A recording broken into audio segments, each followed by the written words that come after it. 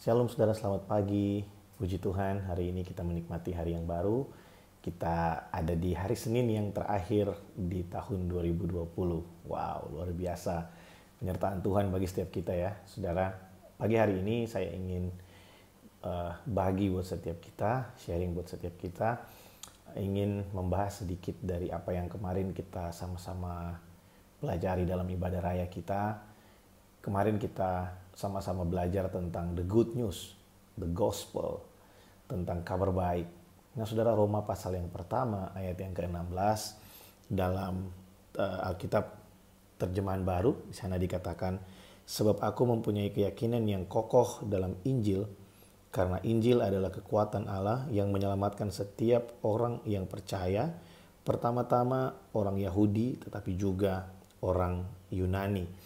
Saya suka melihat dari Alkitab bahasa Indonesia terjemahan mudah dibaca, saudara ya, karena di sana lebih jelas memberikan satu gambaran tentang apa yang ingin disampaikan oleh Paulus kepada orang-orang yang ada di Roma pada saat itu.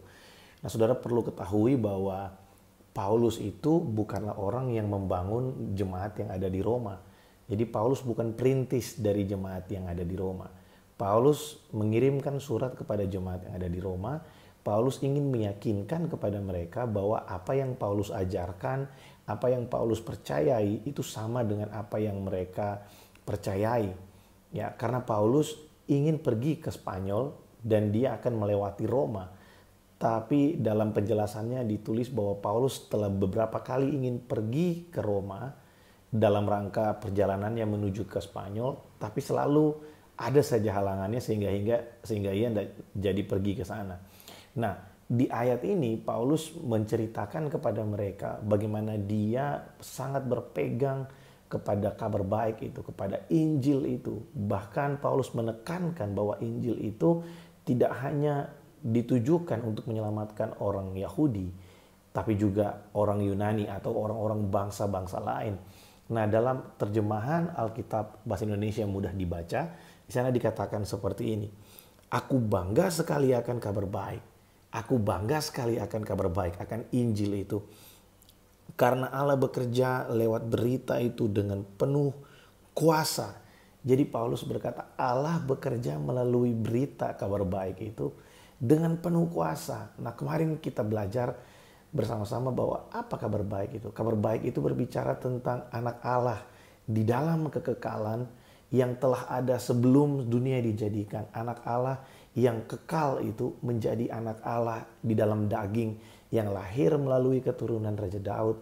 Dan ketika dia mati dan dia dibangkitkan dari antara orang mati, dia menyatakan dirinya sebagai anak Allah yang maha kuasa, yang penuh dengan kuasa, bahkan dia mengalahkan maut pada saat itu. Nah, saudara, Injil, berita Injil itu Allah bekerja dengan kuasa yang sangat dahsyat melalui kabar baik itu untuk menyelamatkan setiap orang yang percaya, baik orang Yahudi dan juga orang-orang dari bangsa lain termasuk saya dan saudara. Kenapa saya ingin sharing ini buat setiap kita? Saudara, perenungan akan kabar baik itu penting buat kita setiap hari. Kita perlu untuk terus merenungkan kabar baik ini, Injil ini dalam hidup kita setiap hari.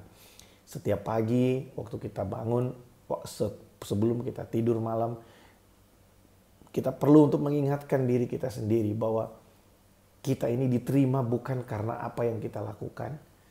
Kita ini dibenarkan bukan karena apa yang kita kerjakan.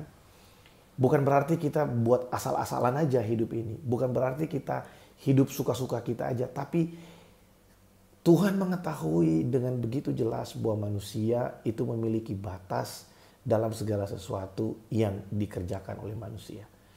Manusia tidak mungkin benar dari apa yang dia lakukan sendiri. Karena sejatinya manusia sendiri hidup di dalam tubuh yang berdosa. Saya dan saudara juga tinggal di dalam dunia yang telah jatuh dalam dosa. Jadi tidak ada yang bisa diharapkan dari hidup kita untuk kita bisa benar dari diri kita sendiri. Kadang kita suka gampang sekali merasa bahwa kita lebih baik dari orang lain karena kita hanya melihat dosa yang kelihatan di depan mata.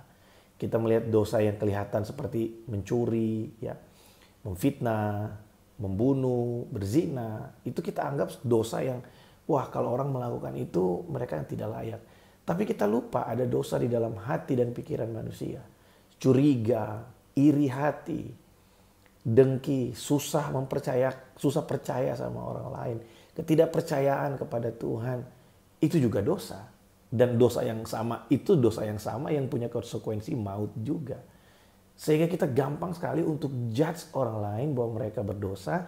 Dan ketika misalnya kita hari ini punya jam doa yang baik, kita punya jam baca perenungan firman Tuhan yang baik, kita merasa kita lebih suci dari yang lain, kita lupa bahwa di dalam hati dan pikiran kita, setiap detik bahkan, kita bisa saja berdosa. Tanpa itu semua pun kita sebenarnya berdosa. Hanya oleh kasih karunia Allah melalui Yesus Kristus, kabar baik yang diberikan buat kita. Ketika kita percaya akan kabar baik itu, maka segala sesuatu yang kurang dari yang kita lakukan, semua yang kurang dari perbuatan baik kita, semua yang kurang dari apa yang kita lakukan di dalam kehidupan kita kepada Tuhan, semua itu dicukupkan oleh kasih karunia. Kasih karunia-Nya menolong kita sehingga kita bisa dibenarkan di hadapan Allah. Karena firman Tuhan berkata perbuatan baik manusia itu seperti kain kotor di hadapannya. Sehingga kita nggak bisa membanggakan apa yang ada pada diri kita sendiri. Saudara, di dalam tahun ini saya sering kali berkata bahwa saya ingin setiap kita, jemaat yang ada di Rock Family Church Malaysia, kita datang ke hadapan Tuhan dengan ketulusan. Kita datang ke hadapan Tuhan dengan hati yang tulus murni di hadapan Tuhan. Kalau kita mau memberikan sesuatu kepada Tuhan, berilah karena kita sadar bahwa semua yang kita punya itu adalah milik Tuhan. Kalau kita ingin melayani Tuhan, sadarlah bahwa untuk bisa hidup saja, apalagi kita punya talenta untuk bisa melayani, itu semua juga datang dari Tuhan. Dan sudah sepatutnya untuk kita mengembalikan semuanya untuk kemuliaan nama Tuhan. Saya rindu sekali supaya kita bisa punya sikap ini sehingga pengiringan kita kepada Tuhan tidak dibayang-bayangi oleh keinginan-keinginan yang lain selain hanya untuk mengucap syukur, memuliakan Tuhan. Kita ingin menjadi anak-anak Tuhan yang hidup di muka bumi, menyenangkan hati Tuhan dengan apa yang kita punya, yang dipercayakan Tuhan buat setiap kita. Soal berkat itu urusan Tuhan. Dia Bapa yang baik. Kalau Dia bisa berikan keselamatan buat kita, kenapa kita meragukan pemeliharaan Tuhan? Kalau Tuhan bisa tolong saudara sampai hari ini, kenapa saudara harus meragukan penyertaan Tuhan, pemeliharaan Tuhan di tahun yang akan datang? Kalau Tuhan bisa bawa saudara sampai ke saat ini, di dalam segala kelemahan yang kita punya, kenapa kita harus ragu untuk berjalan di tahun yang akan datang? Kita berjalan bersama-sama dengan Tuhan di tahun yang akan datang.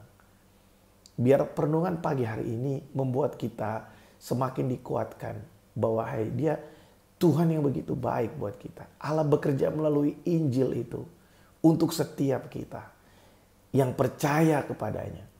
Saudara, kalau kita lihat dari perjanjian lama, Abraham itu sebelum dia disunat, yang adalah sunat adalah tanda perjanjian Tuhan dengan Abraham. Sebelum itu terjadi, Abraham terlebih dahulu dibenarkan. Abraham dibenarkan, Abraham percaya dan kepercayaan Abraham diperhitungkan sebagai kebenaran. Kemudian di beberapa pasal setelah itu, 1 atau 2 pasal setelah itu, baru Abraham disunat. Jadi Abraham dibenarkan bukan karena Abraham melakukan hukum Taurat. Bukan karena Abraham melakukan sesuatu. Abraham dibenarkan alasannya karena Abraham percaya. Abraham percaya kepada Tuhan dengan segenap hatinya. Saudara, hidup mengiring Tuhan itu kadangkala kita seolah-olah kita seolah-olah dibawa pada satu situasi yang kita nggak tahu apa yang akan terjadi di depan. Makanya saya sering bilang ini, kita memang nggak pernah tahu apa yang akan terjadi hari esok. Kita nggak pernah tahu apa yang akan terjadi tahun depan. Tapi ada satu kepastian buat setiap kita yang kita tahu bahwa apapun bisa terjadi, Tuhan selalu ada bagi saya dan saudara. Dia yang telah datang ke dalam dunia, mengalahkan maut buat setiap kita.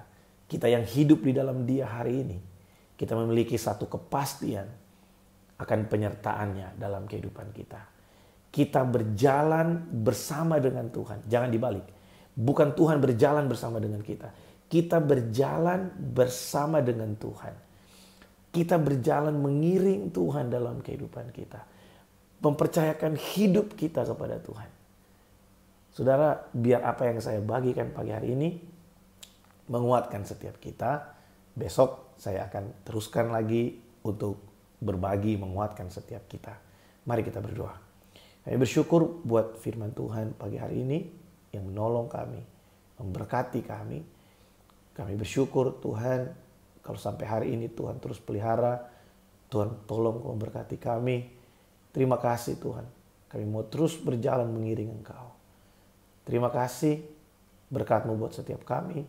Dalam nama Yesus kami berdoa. Amin.